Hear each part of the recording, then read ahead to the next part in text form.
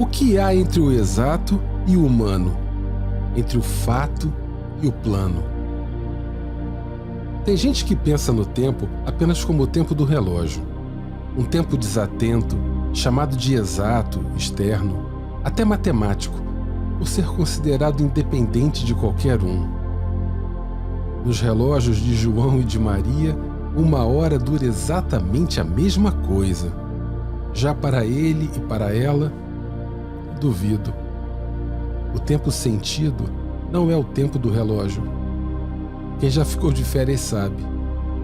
O tempo exato, medido, é útil para descrevermos a evolução de um fenômeno objetivamente considerado.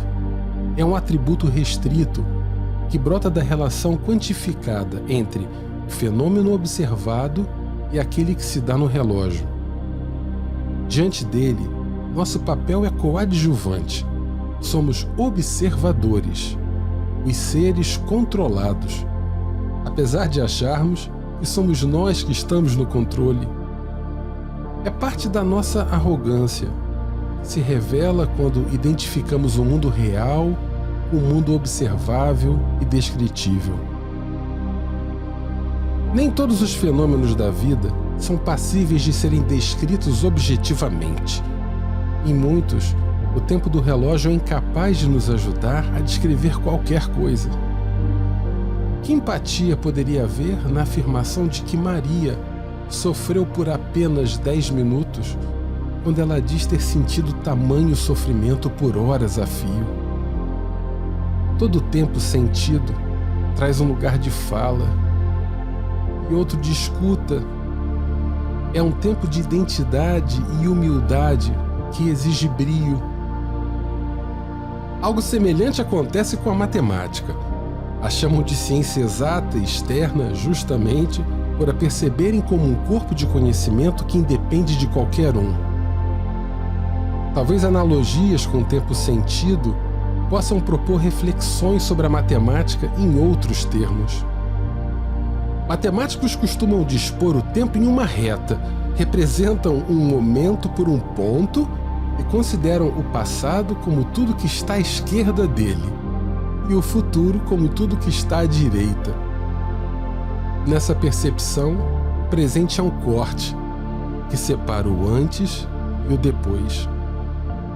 No entanto, no tempo sentido, a história é outra. Os cortes não são finos. O passado não é apenas o que foi, é também o que poderia ter sido. Quem já se sentiu culpado sabe, não sabe? Dedekind não esperava por essa. Momento algum caberia na representação geométrica de um ponto. Se usados para tal fim, pontos precisariam ter largura e serem intervalos.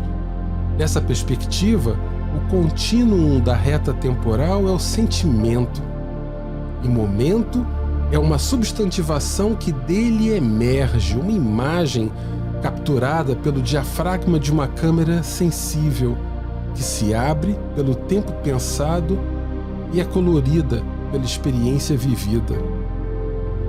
Na verdade, momento é apenas o nome que damos a um período, lembrado justamente por ter abrigado eventos, experiências e sensações que duraram o suficiente para... O tempo sentido não é uma medida objetiva de duração, ele é a duração.